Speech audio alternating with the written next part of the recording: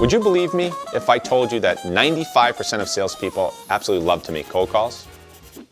Well, you shouldn't. Most people who say they love to cold call are those people who don't make them. Although sales managers usually say they love them, but that's because they don't need to make them anymore. Now, cold calls are what we call, in our firm, unscheduled calls. They're a reality, and you don't need to love them, you just need to do them. But what if there was also another avenue to find great prospects? Well, that other avenue is through getting referrals. And I'm here to talk to you about Sandler rule number 11, money does grow on trees, referral trees. Now, a referral tree is nothing more than a diagram of how one referral you get leads you to a person, and you map it out like the branches on a tree. You continue to branch out through more and more referrals. Referrals are about working smarter, not harder. I'll never forget my experience with an insurance and investment guy called Walter early on in my career.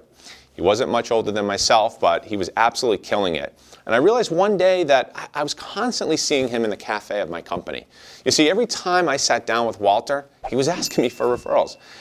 And I gave him the names of a lot of other salespeople who were making good money in my company. He'd always say things like, so Colin, who else do you recommend I speak with that may be open to a 5-minute chat? Or who else is crushing it here?